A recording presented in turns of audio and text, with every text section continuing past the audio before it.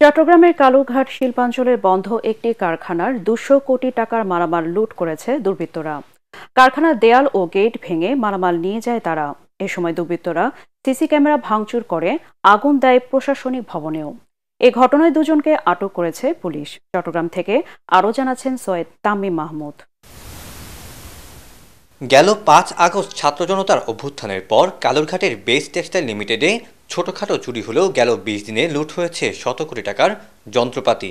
দরজা জানালা থেকে শুরু করে washing plant, fire safety equipment সহ লুট হয়েছে মাঝারি থেকে ভারী যন্ত্রপাতি।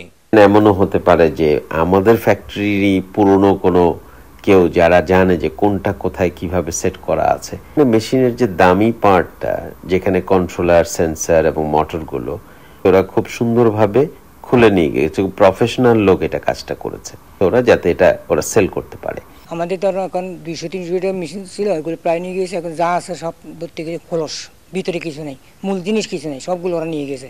এখানে আমাদের ডাইং মেশিন নিয়ে গেছে, ডাইং মেশিন পার্টস নিয়ে গেছে, ওদিকে জেনারেটর নিয়ে গেছে। এই ঘটনায় আতঙ্কের মধ্যে রয়েছে কারখানার নিরাপত্তা কর্মীরাও।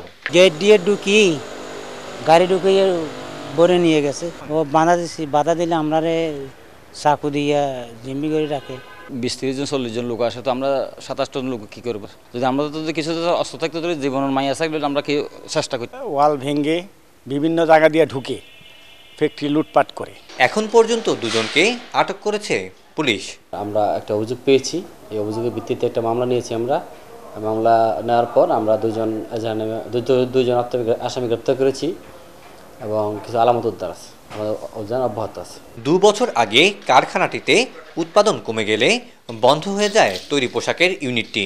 পরে টেক্সটাইল ইউনিটের অফিস কার্যক্রম চললেও চলতি বছর মে মাসে পুরোপুরি বন্ধ হয়ে যায় টেক্সটাইল ইউনিটটিও। সৈয়দ তামিম মাহমুদ, এটিএন বাংলা, চট্টগ্রাম।